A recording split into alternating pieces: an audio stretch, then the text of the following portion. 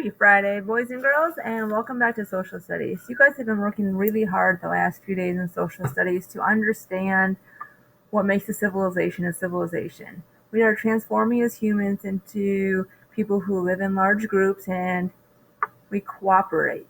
We get along enough so that we can have 50,000 people in a 1 square mile area, and we can support everyone with food and water and housing. I'm not saying it's perfect, but we're proceeding in those ways, and we're able to do that because we are communicating and we get along for the most part. So on Thursday, we talked about the characteristics of a city-state. We talked about the characteristics of government and law. We talked about the characteristics of writing. We talked about social structure. And today we're going to add a few more pieces of the puzzle of the characteristics of a civilization. So what I'd like you guys to do right now, please, is to add a line here called religion. It's really organized religion. It is everyone having the same beliefs. So if you guys go in your books to page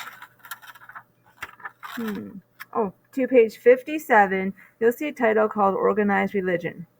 And that continues on to page 58. Then you'll see a new subtitle, Early Mesopotamian Empires. Stop there.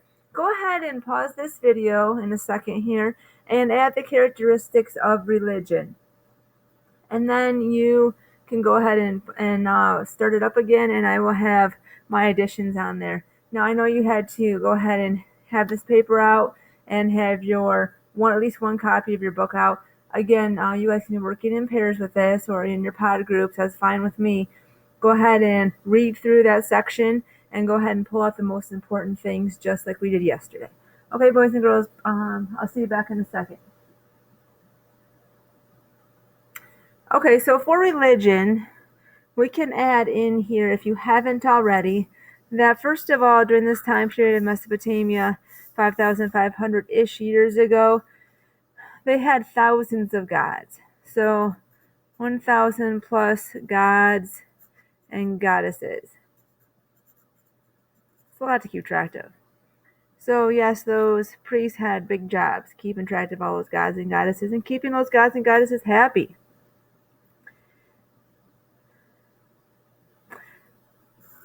When everyone in a group, in a civilization, is believing the same things about a religion, it unifies them or ties them together. So everyone is interested in making sure the god of sun is happy. Everyone is interested in making sure the god of water and good weather is happy. So there's a unifying stake with religion, and that is happening in this time of Mesopotamia as well. And so we can say that religion influenced daily life and united the people. They're all under the same belief system, right? They're all thinking the same things. So it tied them together and they worked towards the same goals. Religion also helped, wait a minute, because you might be still writing that. Influenced daily life and united the people. It brings them together under the cloak of being the same and having similar interests. Okay, the other thing that religion can do is to give respect to the elders. So elder respect.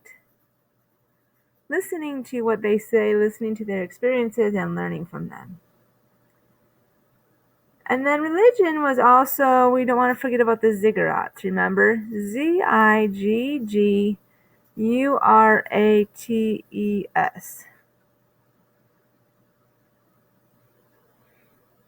And the ziggurats are simply temples.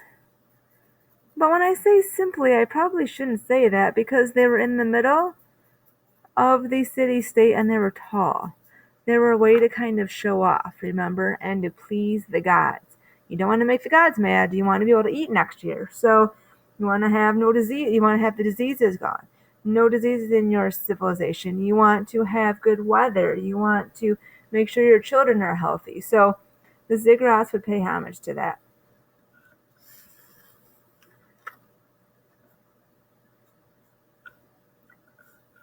Okay, thank you for getting all of that down. And the last section, the last characteristic, city-states, government and law, writing, social structure, religion. The last part of this is technology. Technology. And technology is sprinkled throughout this whole section. And you notice if we skip some sections when I said read this to this, we were skipping some of these sections. And that was kind of showing some of the technology. For example, in this time frame, and really even today, irrigation is an example of technology. Remember, not that long ago as humans, we were just hunting and gathering. We certainly weren't moving water from one section to another. Now we are moving water and we are using it in a specific way to get our plants more hydrated. That's pretty cool. Another part of technology is writing. Being able to figure out how to make symbols represent something and then being able to put it into a format like with the clay and the stylus. So that's a type of technology. The other thing that we can attribute to the Mesopotamians, which is pretty cool, is the wheel and the plow. So get those down as well.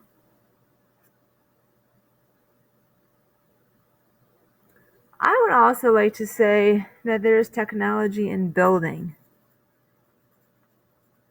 I just think it's pretty amazing that 5,000 to 4,000 years ago, people were building something like this without modern technology of some kind of a machinery.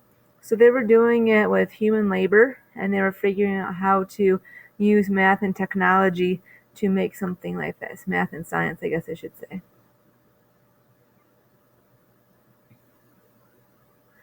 Okay, one more left that I almost messed up on. I almost forgot. One of my favorite ones is specialization. So specialization.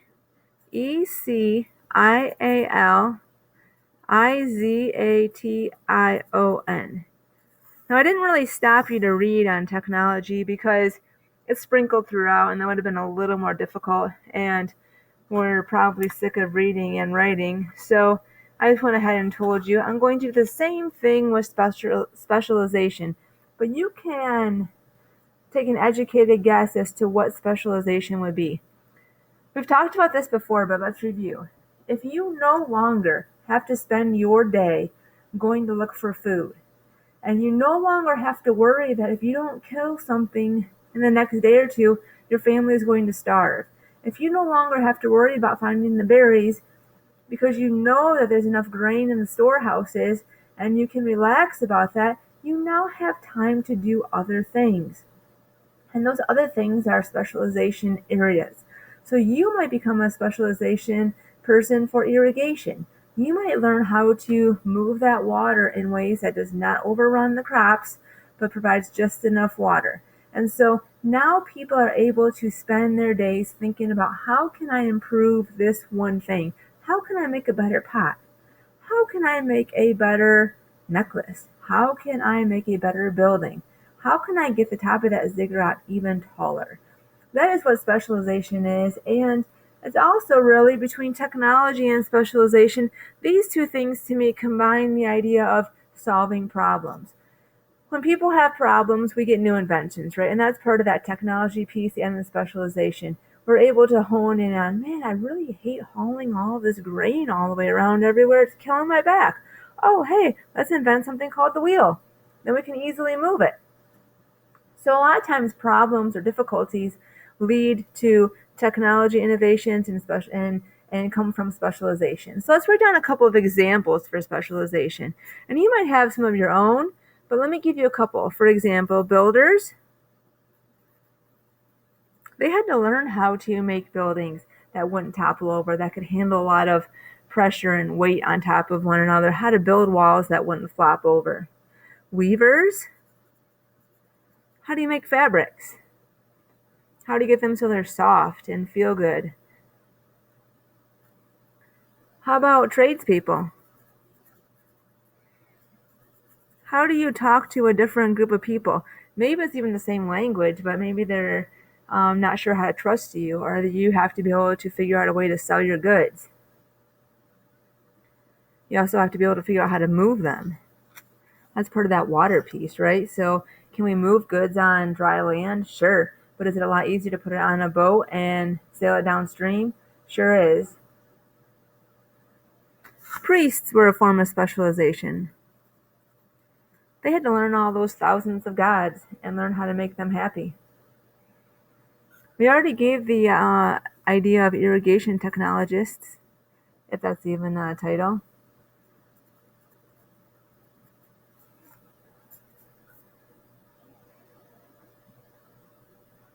And really anything that becomes a job in this civilization could be something for specialization. We could add pottery in here. So those are some ideas in specialization, but the idea behind specialization really is that you can get really good at what you're doing and make improvements to it. And now, because I know that Joe down the road is going to be making fabric for my clothes, I don't need to worry about that. I can spend my day perfecting the pottery, or I can spend my day learning how to get new trade routes to the city-state next door that has some really cool advancements that we want to start trading with. So it opens up the field for lots of different things when we specialize. Okay, so you are finished with your mind map. We've added lots of things to this mind map. I want to make sure you have everything on there. So these are posted in your calendar. These are posted in the lessons, just as we've done before. So if you were absent or if you missed something, you can easily go back to the calendar for social studies, find the lesson for today or yesterday, and then click on the video so you can rewatch the part you missed. This is not only a way of learning, but it's also your study guide. You also need to keep it in a safe spot because we're going to be adding to the back of it. We're going to be learning about different civilizations, and we're going to be learning how they become empires. So we start off as civilizations, but we're moving into empires. And what is the difference between that? So we're going to be learning some really interesting things moving forward, and I'm excited to do that with you. But please keep these in a safe spot. Make sure that they're filled out completely. And I would also like to show you today a couple of videos. And they're from this section, and I'm sorry that they're going to be kind of back to back. I think what I'll do is have your crew teacher, maybe you've already watched one, and then you're going to watch one now. That's kind of what I'm thinking would be the best to do. It gives you a visualization of what we've been talking about. And you can always go back to those videos. They're right from your book.